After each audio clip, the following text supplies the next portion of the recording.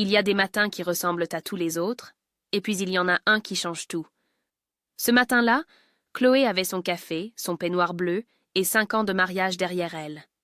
Elle ne savait pas encore que dans 20 minutes, son mari allait jeter une pile de factures sur la table et lui dire, devant sa propre mère, qu'elle n'était qu'une profiteuse. Elle ne savait pas encore qu'elle allait lui répondre une seule phrase. Calme, définitive, irrévocable. Et qu'après cette phrase, plus rien ne serait jamais comme avant. Voici l'histoire de Chloé. Cette histoire est une œuvre de fiction. Ce matin-là, le soleil entrait par les fenêtres de la cuisine avec cette douceur tranquille des samedis qui ne promettent rien de particulier. Et Chloé avait posé sa tasse de café sur la table en pensant vaguement à la liste de courses qu'elle devrait faire dans l'après-midi, au drap qu'elle avait oublié de sortir du sèche-linge la veille, à ce petit bonheur ordinaire et silencieux d'avoir la matinée devant soi. Elle portait encore son peignoir bleu, les cheveux relevés en un chignon vague, et la lumière dorée lui chauffait doucement l'épaule gauche pendant qu'elle feuilletait distraitement un magazine sans vraiment le lire, comme on fait quand on cherche juste à occuper ses mains. Elle entendit la voiture de sa belle-mère avant même que la sonnette retentisse. Ce moteur diesel qu'elle reconnaissait entre mille, ce bruit sourd et un peu agressif qui annonçait toujours quelque chose de compliqué. Geneviève ne téléphonait jamais avant de passer. Elle arrivait simplement, comme on entre dans un lieu qui vous appartient, et Marc allait lui ouvrir avec ce sourire particulier qu'il réservait exclusivement à sa mère, un sourire qui rendait Chloé étrangère dans son propre couloir. Ils s'installèrent tous les trois dans le salon, et Chloé alla chercher du café supplémentaire parce que c'était ce qu'on attendait d'elle, parce que c'était ce qu'elle faisait depuis 5 ans sans que personne ne le demande explicitement et sans que personne ne le remarque vraiment non plus. Geneviève parlait fort, comme toujours, de sa voisine, de son genou qui la faisait souffrir depuis l'automne, de l'humidité dans sa cave qui avait abîmé plusieurs cartons, et Chloé écoutait en tenant sa tasse à 2 mains, en hochant la tête au bon moment, en souriant quand le sourire semblait attendu. C'est Marc qui se leva le premier. Il alla dans la chambre sans dire un mot, et Chloé l'entendit ouvrir le tiroir du bureau. Ce tiroir qu'il gardait toujours fermé à clé, et dont elle n'avait jamais cherché à connaître le contenu, parce qu'elle avait appris très tôt dans ce mariage qu'il existait des zones qu'on ne traversait pas. Il revint avec une liasse de papier dans la main, une épaisse liasse retenue par un élastique rouge, et il la posa sur la table basse devant Chloé avec un bruit sec, presque solennel, comme on pose une pièce à conviction. « Règle tout ça, » dit-il. Chloé regarda la liasse sans la toucher. Elle vit des en-têtes de banque, des avis de relance, des chiffres imprimés en rouge qui signifiaient des retards, des pénalités, des mois d'accumulation silencieuse. Elle vit le nom de Geneviève sur plusieurs enveloppes. Elle vit une somme totale qu'elle n'osa pas additionner tout de suite parce que son esprit refusait d'y croire. « Ce sont les dettes de ta mère, » dit-elle, et sa voix était étonnamment calme, même à ses propres oreilles. Marc croisa les bras. Il avait cette façon de se tenir quand il voulait imposer quelque chose, les épaules légèrement rentrées vers l'avant, le menton relevé, le regard qui ne sciait pas. Une posture qu'elle avait d'abord prise pour de la force et qu'elle reconnaissait maintenant comme de l'obstination pure.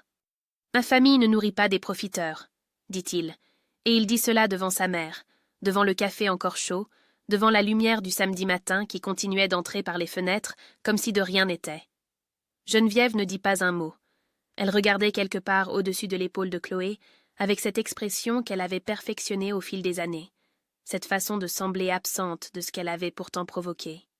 Quelque chose se déplaça en Chloé, pas une colère brusque, pas un tremblement, mais quelque chose de plus profond et de plus définitif, comme une fondation qui décide silencieusement de ne plus porter le même poids. Elle pensa aux 2 dernières années pendant lesquelles elle avait été la seule à travailler, à payer le loyer, à couvrir les charges, à rembourser le crédit voiture de Marc sans jamais prononcer le mot « remboursement » pour ne pas le blesser dans son orgueil. Elle pensa au dimanche chez les parents de Marc, où elle apportait toujours quelque chose, une bouteille, un dessert, des fleurs, et où elle repartait toujours avec le sentiment d'avoir été pesée et trouvée insuffisante. Elle pensa à tout ce qu'elle n'avait pas dit, à tout ce qu'elle avait avalé avec son café du matin, à toutes ces petites redditions quotidiennes qu'elle avait confondues avec de l'amour. Elle posa sa tasse sur la table. Elle se leva lentement, sans précipitation, et planta ses yeux dans ceux de Marc avec une clarté qu'elle ne s'était jamais autorisée auparavant. « Je suis ta femme, » dit-elle, et elle s'arrêta une seconde sur ce mot, le laissa exister dans l'air entre eux. Pas le distributeur de ta famille. Marc ouvrit la bouche.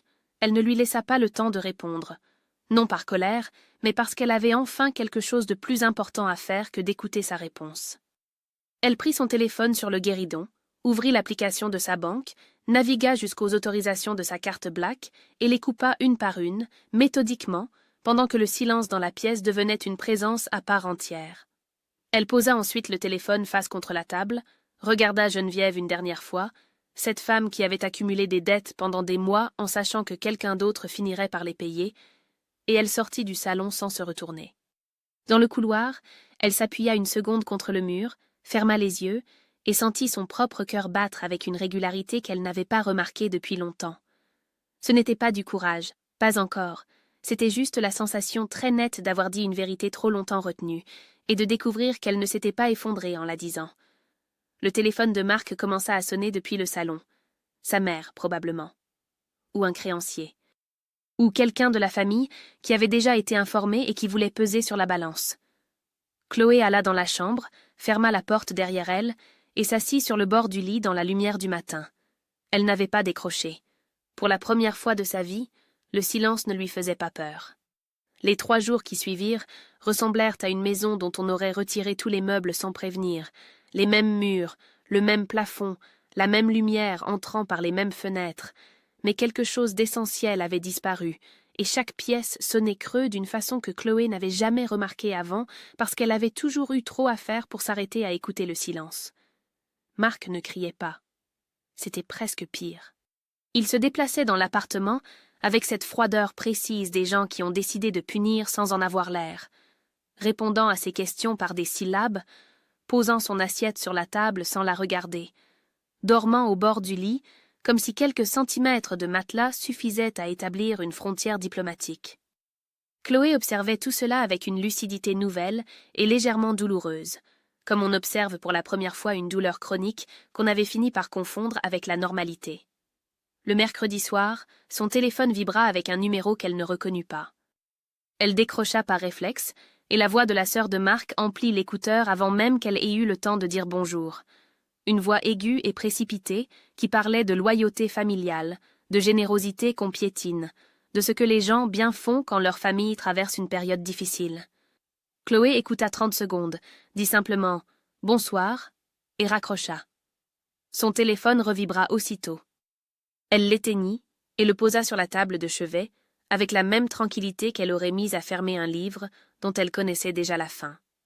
Ce qui la préoccupait davantage, ce n'était pas Marc ni sa famille. C'était ce qu'elle avait commencé à découvrir en feuilletant les documents de la liasse, tard le soir quand l'appartement était enfin silencieux. Son nom apparaissait sur 2 des contrats de crédit, tracés dans une case qu'elle n'avait jamais signée elle-même, avec une signature qui ressemblait à la sienne sans l'être tout à fait, comme une copie faite par quelqu'un qui l'avait étudiée de loin. Elle avait relu ces lignes plusieurs fois, les yeux proches du papier, cherchant une explication raisonnable, une erreur administrative, n'importe quoi d'autre que ce que ces documents semblaient dire clairement. Elle appela sa banque le jeudi matin depuis son bureau, la voix parfaitement neutre, en choisissant ses mots avec le soin particulier qu'on met à ne pas alarmer quelqu'un avant d'avoir toutes les informations. La conseillère lui confirma en moins de 10 minutes que 2 autorisations de prélèvement avaient été ajoutées à son compte 18 mois plus tôt, sur présentation d'une pièce d'identité et d'un justificatif de domicile. Elle nota tout sur un carnet, remercia la conseillère et resta immobile devant son écran pendant un long moment, à regarder sans le voir le curseur qui clignotait sur un document à moitié rédigé. Le cabinet de Maître Fontaine était situé au 3e étage d'un immeuble haussmannien dont l'ascenseur sentait le bois ciré et le temps long. Chloé y avait pris rendez-vous le soir même, sans en parler à Marc, avec cette clarté froide et déterminée qui remplace parfois la colère quand on comprend que la colère ne suffit pas. L'avocate était une femme de 60 ans aux lunettes rondes qui l'écouta sans l'interrompre, prit les documents que Chloé avait apportés dans une chemise cartonnée, les examina pendant plusieurs minutes et dit enfin, en reposant ses lunettes sur le bureau, « Vous avez bien fait de venir vite. » Ce soir-là, en rentrant dans l'appartement plongé dans une semi-obscurité, Marc était sorti sans laisser de message. Chloé s'assit à la table de cuisine, posa les mains à plat sur la surface froide et laissa remonter ce qu'elle avait contenu toute la journée. Pas des larmes immédiatement, juste cette sensation physique d'un poids qu'on a porté debout et qu'on ne peut déposer qu'une fois seul, une fatigue profonde et ancienne qui n'avait rien à voir avec la journée qui venait de se terminer. Elle pensa aux 18 mois pendant lesquels quelqu'un avait prélevé de l'argent sur son compte avec son nom, pendant qu'elle travaillait, pendant qu'elle payait le loyer, pendant qu'elle apportait des fleurs le dimanche chez des gens qui la regardaient à peine. Elle ne pleura vraiment qu'après, longtemps, silencieusement, le front posé sur ses bras croisés comme quand elle était enfant et que le monde lui semblait trop grand. Mais quand elle se redressa, quelque chose s'était stabilisé en elle, une décision qui n'avait pas encore de mots mais qui avait déjà une direction. Elle rouvrit son téléphone et envoya un message à Maître Fontaine.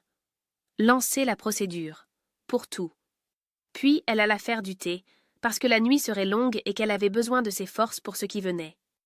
Le lundi matin, Chloé arriva au bureau 20 minutes avant tout le monde, comme elle le faisait toujours quand elle avait besoin de sentir l'espace autour d'elle, avant que la journée ne le remplisse. Elle posa son sac, alluma son ordinateur, mit de l'eau à chauffer, et s'installa devant ses dossiers avec cette concentration appliquée qu'elle utilisait depuis des années pour ne pas penser à ce qu'elle n'était pas prête à affronter. Pendant 2 heures, cela fonctionna presque. C'est la stagiaire qui vint la prévenir, légèrement gênée, en baissant la voix comme si elle transmettait une mauvaise nouvelle. « Il y a une dame qui vous attend dans le couloir. Elle dit que c'est personnel. » Geneviève se tenait près de l'ascenseur, les mains croisées sur son sac, habillée avec ce soin particulier qu'elle réservait aux occasions où elle voulait avoir l'air raisonnable. Elle sourit en voyant Chloé approcher. Ce sourire étroit et calculé qui n'atteignait jamais tout à fait ses yeux. Et dit, d'une voix suffisamment douce pour que quiconque passant dans le couloir n'entende qu'une conversation ordinaire entre 2 femmes. « Je voulais qu'on se parle. Entre nous. » Chloé la regarda une seconde sans rien dire, puis fit demi-tour vers la petite salle de réunion au bout du couloir.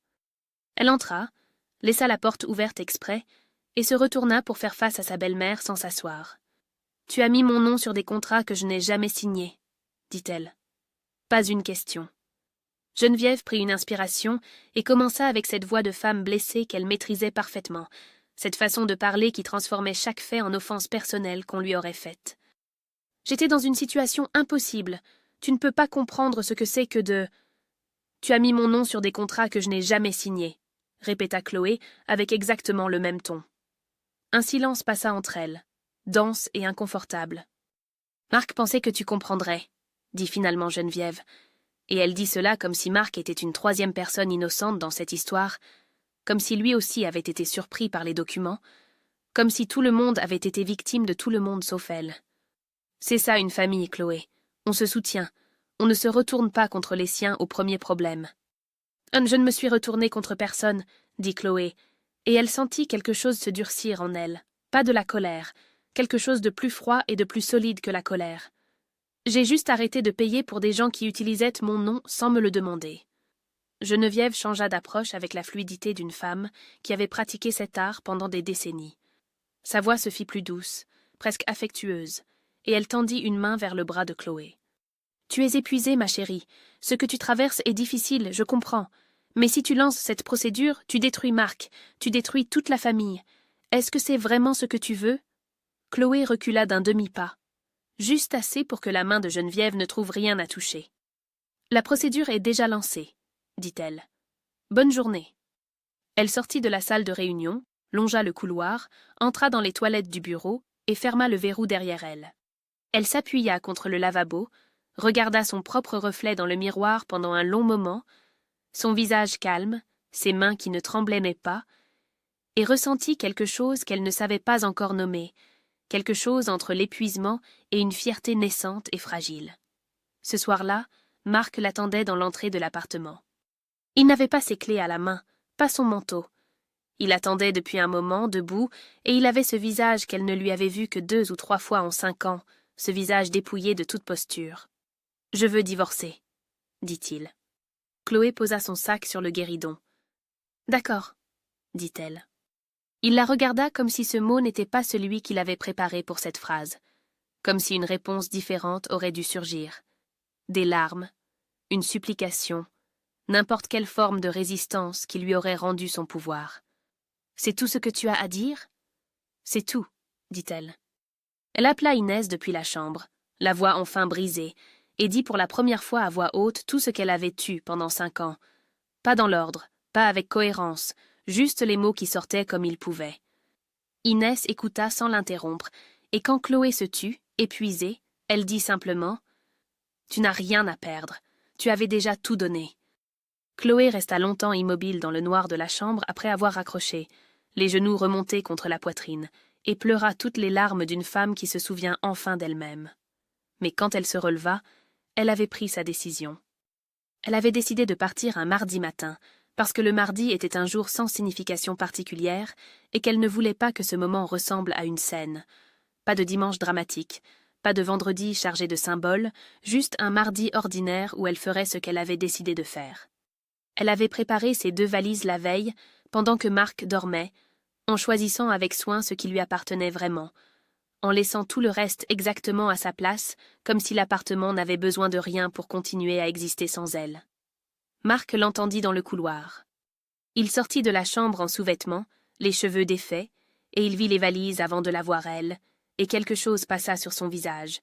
Pas de la tristesse, pas encore, plutôt la surprise d'un homme qui avait cru que les choses se résoudraient d'elles-mêmes si on attendait suffisamment longtemps. « Tu ne peux pas partir comme ça, » dit-il. Chloé souleva la première valise. « Je pars. La moitié de ce qu'il y a dans cet appartement a été acheté avec mon argent. » Il s'était placé légèrement en travers du couloir, pas tout à fait devant la porte, juste assez pour que le passage soit moins évident. « Mon avocat m'a dit que tu n'as pas le droit de... »« Ton avocat peut appeler le mien, » dit-elle, et elle prononça ces mots avec une tranquillité si complète qu'il recula d'un demi-pas sans s'en rendre compte. Elle passa devant lui, prit la 2e valise, ouvrit la porte d'entrée et sortit sans la claquer. Parce que claquer une porte aurait signifié qu'elle avait encore besoin que quelque chose résonne derrière elle, et ce n'était plus le cas. Dans l'ascenseur, elle regarda ses mains tenir les poignées des 2 valises et pensa que c'était étrange comme les mains pouvaient avoir l'air calmes, alors que tout le reste du corps enregistrait quelque chose d'énorme et d'irréversible. Les portes s'ouvrirent sur le hall.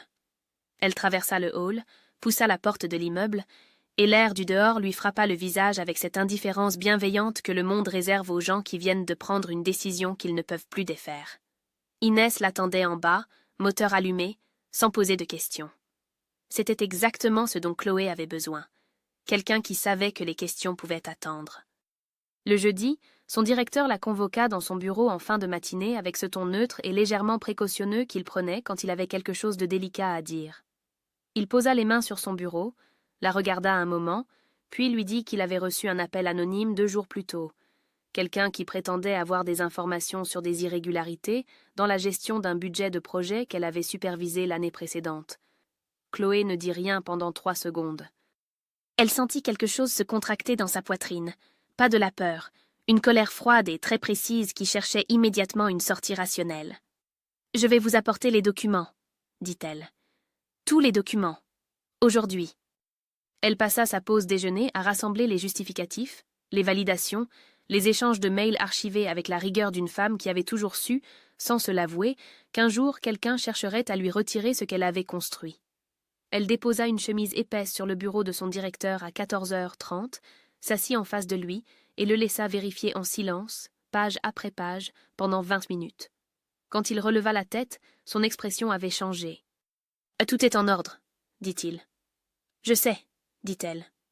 Il y eut un silence, puis il ouvrit le tiroir de son bureau et en sortit une enveloppe qu'il fit glisser vers elle. La lettre de proposition d'avancement qu'il lui avait présentée 2 ans plus tôt et qu'elle avait refusée sans vraiment s'en expliquer, pour des raisons qui lui semblaient maintenant appartenir à une autre vie. « Je la garde depuis tout ce temps, » dit-il simplement. « Au cas où. » Chloé prit l'enveloppe, l'ouvrit, lut la lettre jusqu'au bout et la reposa sur le bureau. Elle pensa aux 2 années perdues à stabiliser un foyer qui ne tenait pas, à renoncer à des choses pour protéger la tranquillité de quelqu'un qui ne le remarquait jamais. Elle pensa à tout ce que cette signature aurait changé si elle l'avait donnée à temps. Elle prit le stylo que son directeur lui tendait et signa. En sortant du bureau, elle longea le couloir jusqu'à la fenêtre du fond qui donnait sur les toits, et elle resta là un moment, la lettre signée dans la main, à regarder le ciel gris de novembre au-dessus de la ville. Elle ne souriait pas vraiment, c'était quelque chose de plus discret que ça, une légèreté intérieure qu'elle n'avait pas ressentie depuis si longtemps, qu'elle mit plusieurs secondes à la reconnaître pour ce qu'elle était. Ce soir-là, chez Inès, elle déballa la première valise et rangea ses affaires dans le tiroir qu'on lui avait laissé libre. Ce n'était pas grand-chose, mais c'était à elle. La demande de rendez-vous arriva par message un jeudi soir, formulée avec cette retenue soigneuse de quelqu'un qui a choisi chaque mot avant d'écrire. On pourrait se parler, juste parler. Un café, si tu veux. Chloé le lut 2 fois, posa le téléphone sur la table d'Inès et alla faire la vaisselle parce qu'elle avait besoin de quelque chose de concret pour ses mains pendant qu'elle réfléchissait. Maître Fontaine avait été clair la semaine précédente. Savoir ce que Marc voulait avant le début formel de la procédure était un avantage, pas une faiblesse. Elle répondit simplement « Samedi, 14 heures, tu choisis l'endroit » et ne relut pas le message après l'avoir envoyé. Le café que Marc avait choisi était un endroit qu'elle ne connaissait pas, dans un quartier neutre, avec des tables suffisamment espacées pour qu'une conversation difficile puisse avoir lieu, sans que les voisins de table en deviennent les témoins involontaires. Chloé arriva avec 5 minutes d'avance, choisit une place dos au mur et face à l'entrée, commanda un thé et attendit avec ce calme appliqué qu'elle avait appris à porter comme une seconde peau. Marc arriva à l'heure exacte, ce qui était déjà différent. En 5 ans de mariage, elle ne se souvenait pas d'une seule fois où il ne l'avait pas fait attendre. Il était bien habillé, avait l'air reposé, et il y avait en lui quelque chose d'étudié, comme un homme qui a répété mentalement une scène avant d'entrer dans la pièce. Il s'assit, commanda un café, et commença avec la voix de cette personne que Marc avait toujours su être quand il voulait quelque chose. Calme, presque douce, avec ce timbre qu'elle avait confondu avec de la tendresse pendant si longtemps. « Je t'ai manqué de respect, » dit-il, et il dit cela en regardant la table, pas elle, ce qui lui parut significatif. « Ce que ma mère a fait, ce qu'on a fait, c'était mal, je le sais. » Chloé ne dit rien. Elle laissa le silence exister parce qu'elle avait appris que le silence forçait les gens à continuer, et que ce qu'une personne disait quand le silence la pressait était toujours plus vrai que ce qu'elle avait préparé à dire. Marc continua. Il parla de la pression familiale, de la peur de décevoir sa mère, des dettes qu'il avait découvertes plus tard que Chloé ne le pensait, et pendant qu'il parlait, pendant que les justifications s'enchaînaient avec cette fluidité qui suggérait une préparation soigneuse, Chloé vit du coin de l'œil un homme assis 2 tables à sa droite qui n'avait pas touché à sa tasse depuis qu'elle était arrivée. Un homme avec une fine serviette sur les genoux qui regardait son téléphone avec une attention trop régulière pour être naturelle. Elle reconnut la posture. C'était celle de Maître Fontaine quand elle attendait le bon moment pour intervenir. Elle ramena les yeux sur Marc avec une clarté si complète qu'il interrompit sa phrase au milieu. « Il y a un avocat assis à 2 tables de nous, » dit-elle très calmement. « À ta droite. » Marc ne se retourna pas. Mais quelque chose sur son visage changea. Pas tout à fait de la culpabilité, quelque chose entre la gêne et le calcul d'un homme qui sentait que le terrain venait de glisser sous ses pieds. « Chloé, écoute. Tu es venue avec une proposition, » dit-elle. Une proposition qui m'aurait coûté quelque chose. Elle prit sa tasse, but la dernière gorgée de thé, et la reposa avec une tranquillité qu'elle ressentit elle-même comme une forme de pouvoir. Je ne sais pas laquelle exactement. Et je ne veux pas le savoir. Elle ouvrit son sac, sortit une enveloppe et la posa sur la table entre eux. Les papiers du divorce, signés par elle et par Maître Fontaine, avec toutes les clauses qui protégèrent ses biens et annulaient toute revendication sur ce qu'elle avait construit avant et pendant le mariage. « C'est tout ce que j'avais à te dire, » dit-elle. Marc regarda l'enveloppe sans la toucher. Il y avait en lui à cet instant quelque chose qu'elle ne s'attendait pas à trouver. Pas de la colère, pas de la manipulation, juste une sorte de fatigue très ancienne, comme celle d'un homme qui a joué un rôle trop longtemps et qui ne sait plus très bien comment s'en défaire. Elle vit cet homme-là et ressentit quelque chose de bref et de douloureux qui n'était pas de la pitié, mais qui lui ressemblait. « Je t'ai aimé, » dit-elle. « C'est pour ça que je pars. » Elle se leva, prit son sac et sortit du café sans se retourner. Dans la rue, l'air était froid et le ciel avait cette couleur grise et nette des après-midi de novembre qui ne promettent rien. Elle marcha jusqu'à sa voiture, monta, ferma la portière et resta immobile un moment, les mains sur le volant. Puis elle pleura, pas de la douleur qu'elle avait portée pendant des mois, mais d'autre chose, quelque chose de plus léger et de plus définitif, comme si un poids qu'elle ne savait plus qu'elle portait venait enfin de trouver le sol. Elle laissa les larmes passer, puis s'essuya le visage, mit le moteur en marche et s'en alla. L'appartement était au 4e étage d'un immeuble ancien, dont l'escalier sentait la pierre humide et le bois ciré, avec une fenêtre sur le palier du 2e qui donnait sur une cour intérieure où un seul arbre avait réussi à pousser entre les pavés, maigre et têtu et parfaitement vertical, comme s'il avait décidé une fois pour toutes qu'il n'avait pas besoin de beaucoup de place pour exister. Chloé avait visité 6 appartements en 2 semaines, et c'était cet arbre-là qui avait fait pencher la balance.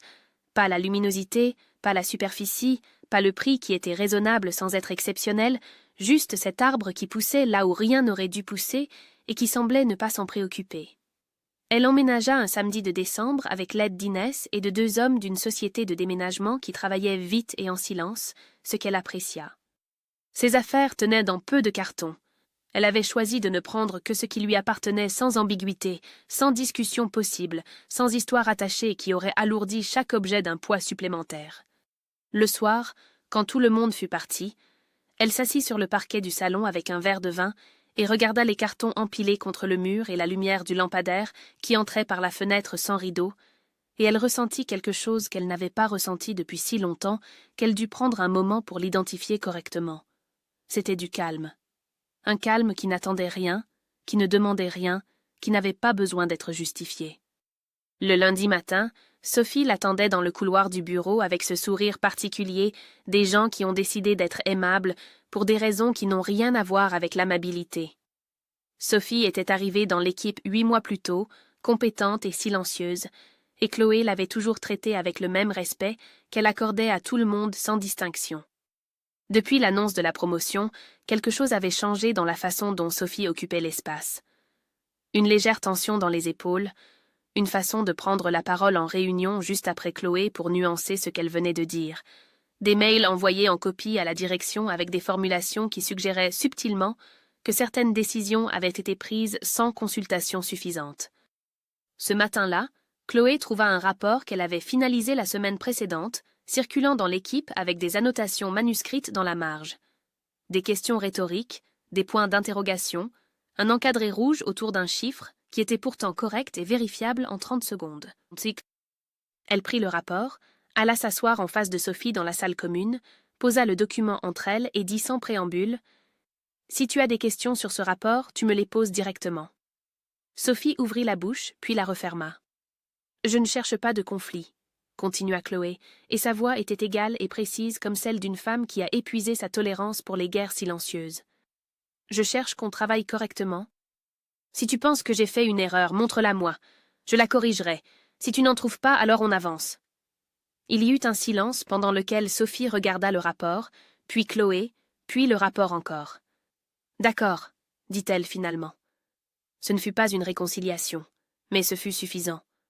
Sa mère habitait à 40 minutes en train, dans la maison où Chloé avait grandi, une maison que le temps avait rendue plus petite sans la rendre moins familière.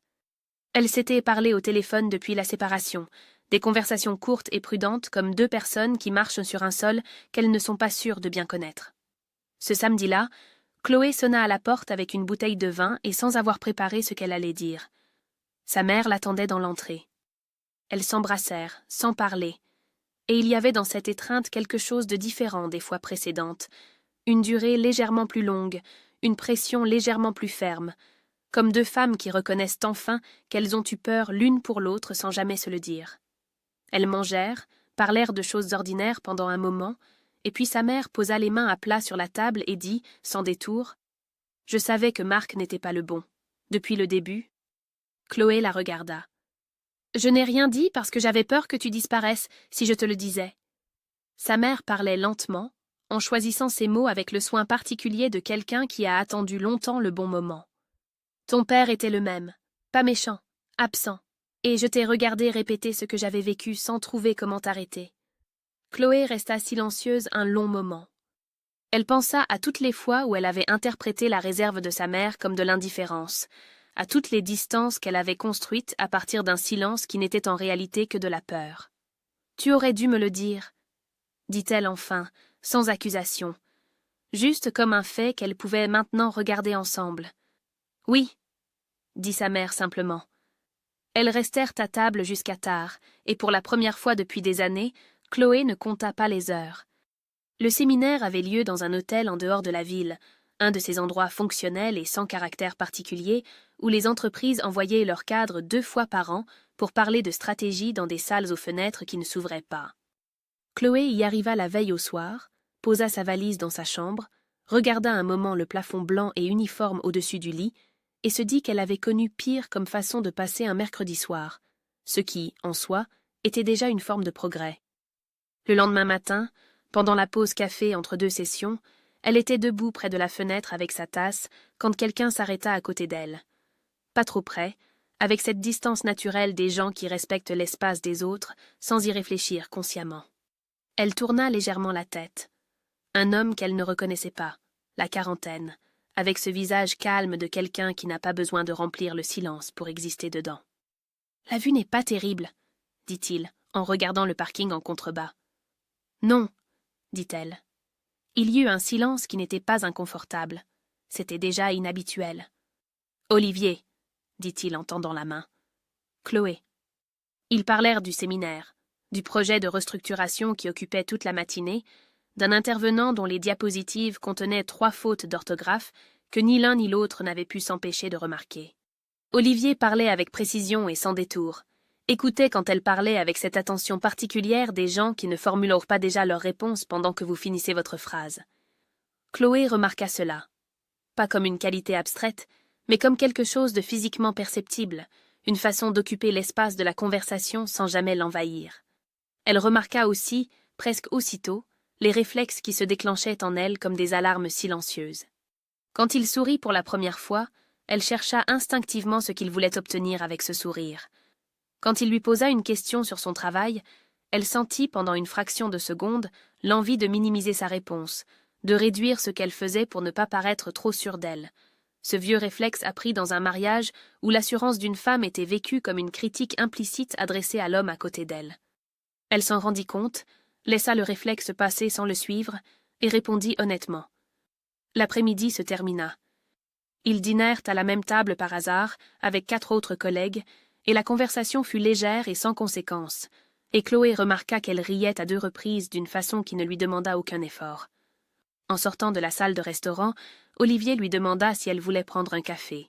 « Juste un café. » Il dit cela simplement, sans sous-entendu apparent, avec le ton de quelqu'un qui posait une question dont la réponse négative aurait été aussi bien reçue que la positive.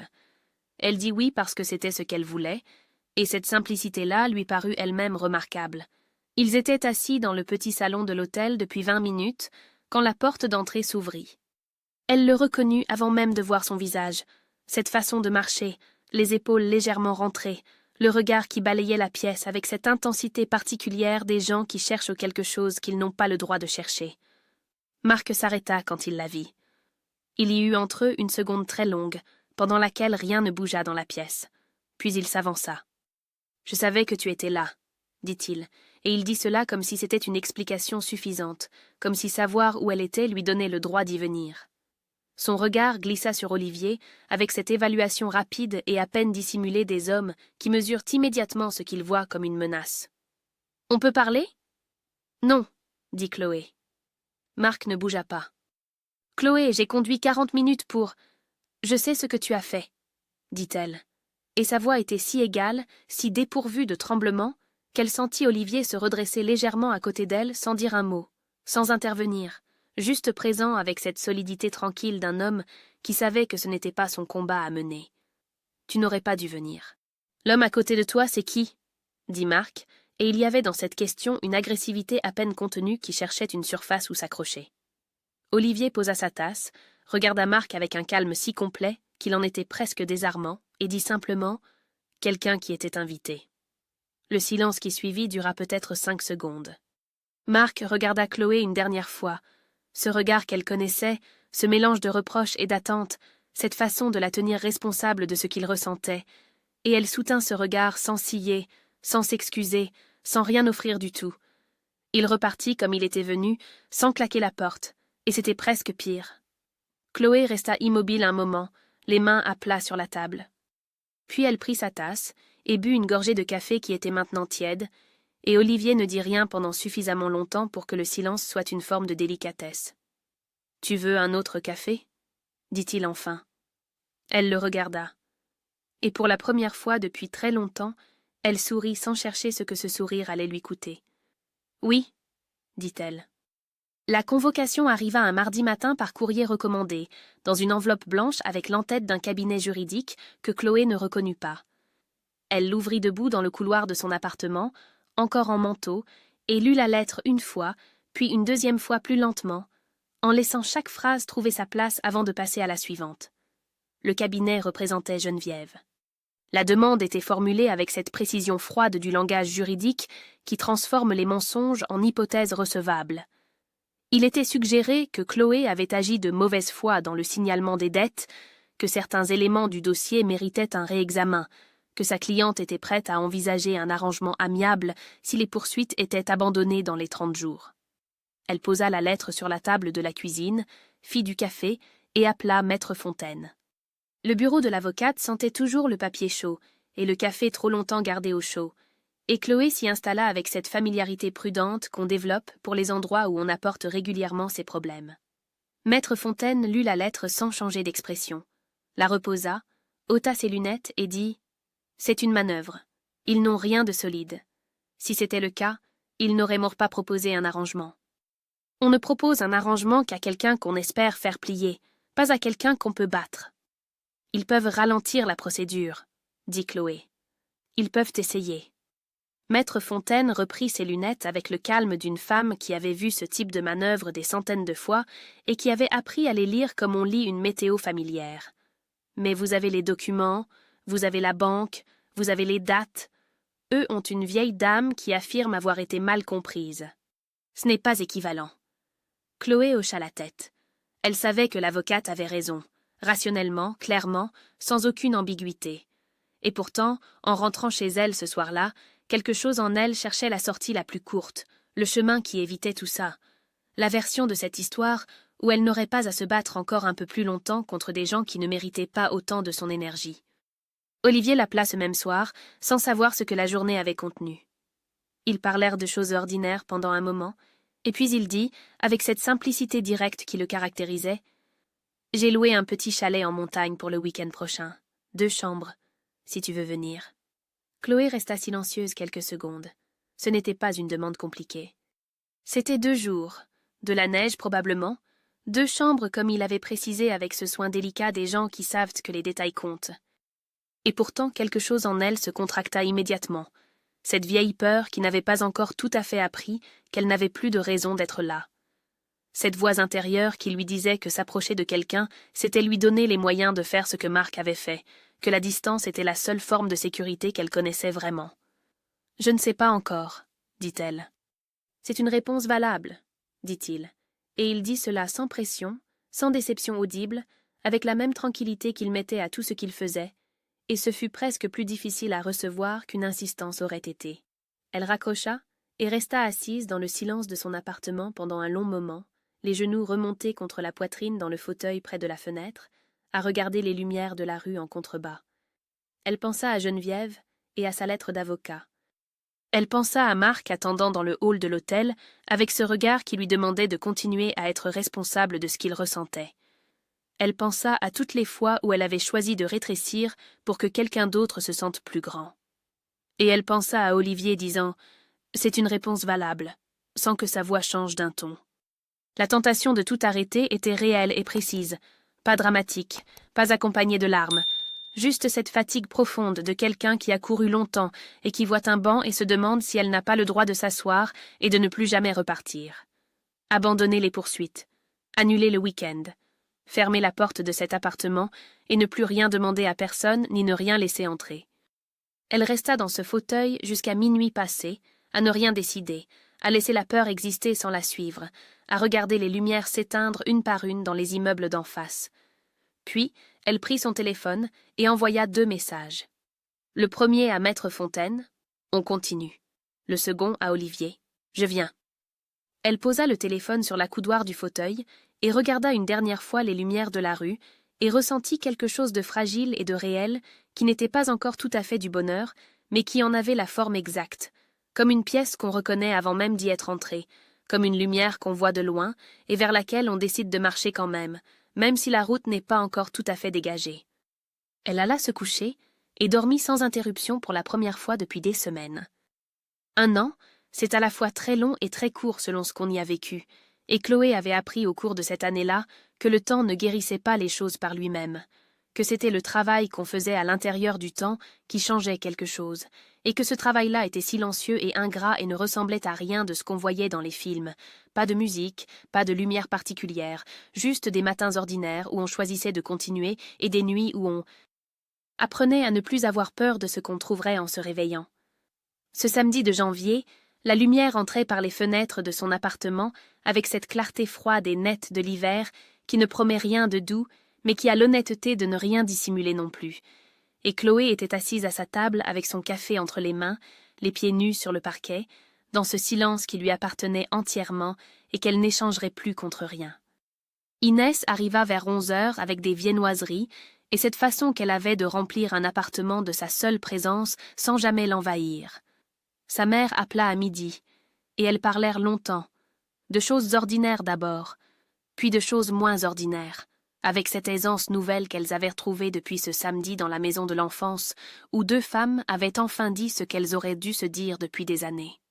Olivier passa en fin d'après-midi, posa une bouteille de vin sur le comptoir, s'installa dans le fauteuil près de la fenêtre comme si ce fauteuil avait toujours été le sien, et Chloé regarda cela. Cet homme dans ce fauteuil dans cette lumière, et ressentit quelque chose de si simple et de si complet qu'elle ne chercha pas à lui donner un nom. Le jugement de divorce avait été prononcé 6 semaines plus tôt, un jeudi matin, dans une salle d'audience qui sentait le chauffage trop fort et le papier ancien. Maître Fontaine lui avait serré la main sur le trottoir devant le palais de justice, avec ce sourire sobre des gens qui savent que certaines victoires ne se célèbrent pas à voix haute. Les dettes frauduleuses avaient été annulées par la banque 3 mois après le début de la procédure. La signature n'était pas la sienne, les expertises l'avaient confirmé, et Geneviève avait finalement retiré sa demande reconventionnelle sans explication publique, avec la discrétion silencieuse de quelqu'un qui préfère disparaître plutôt que d'admettre avoir perdu. Marc n'avait plus donné signe de vie depuis l'hôtel. Chloé n'avait pas cherché à savoir où il en était, pas par indifférence cruelle, mais parce qu'elle avait compris à un moment précis qu'elle ne pouvait pas dater exactement, que sa guérison ne dépendait pas de ce qu'il devenait. C'était une pensée simple, et elle avait mis longtemps à y arriver. Ce soir-là, après qu'Inès fut repartie et qu'Olivier eut ouvert la bouteille de vin et que la conversation se fut faite plus lente et plus douce avec la tombée du jour, Chloé prit son téléphone pour changer la musique et tomba sur la photo. Elle ne l'avait pas cherchée. Elle était là, entre 2 autres images, datées d'un samedi de janvier exactement 1 an plus tôt.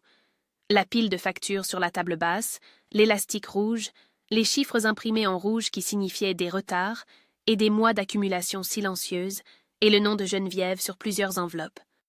Elle avait pris cette photo sans vraiment savoir pourquoi, peut-être pour avoir une preuve, peut-être parce que quelque chose en elle avait su dès ce moment-là que ce serait le début de quelque chose qu'elle ne pouvait pas encore nommer. Elle regarda la photo un long moment.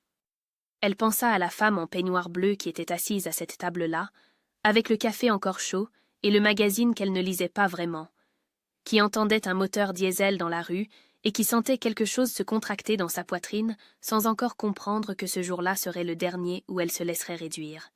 Elle pensa à tout ce que cette femme-là ne savait pas encore, qu'elle tiendrait, qu'elle trouverait un appartement avec un arbre entre les pavés, qu'une avocate aux lunettes rondes défendrait son nom avec une compétence tranquille, qu'une amie attendrait en bas avec le moteur allumé sans poser de questions, qu'un homme dirait un jour « c'est une réponse valable », et que ces 4 mots-là changeraient quelque chose d'important. Elle pensa à tout cela, et puis elle appuya sur supprimer. Pas avec violence, pas avec la satisfaction dramatique de quelqu'un qui brûle ce qui lui a fait du mal, juste avec la légèreté tranquille de quelqu'un qui range une dernière chose et ferme un tiroir qui n'a plus besoin d'être ouvert. Olivier leva les yeux vers elle depuis le fauteuil. « Tout va bien ?»« Oui, » dit-elle. Et c'était vrai, pas d'une façon parfaite ni définitive, pas sans les cicatrices que cette année avait laissées et qu'elle portait maintenant comme on porte ce qui vous a appris quelque chose d'essentiel, mais vrai d'une façon solide et réelle et entièrement à elle, comme cet appartement, comme ce silence du matin, comme cette vie qu'elle avait choisie une décision à la fois, dans des couloirs de bureaux et des salles d'audience et des fauteuils près de fenêtres, sans que personne ne lui en ait. Donner la permission parce qu'elle avait finalement compris qu'elle n'en avait jamais eu besoin. Elle posa le téléphone, prit son verre et rejoignit Olivier près de la fenêtre. Dehors, l'hiver continuait, mais à l'intérieur, il faisait exactement la bonne température. Chloé a choisi de ne plus rétrécir pour que quelqu'un d'autre se sente plus grand. Et cette décision-là a tout changé. Si cette histoire vous a touché, si vous avez reconnu quelque chose de vrai dans le parcours de Chloé, dites-le nous dans les commentaires. Votre témoignage compte, et il pourrait toucher quelqu'un qui en a besoin aujourd'hui. Et si vous connaissez une femme qui mérite d'entendre cette histoire, partagez-la avec elle.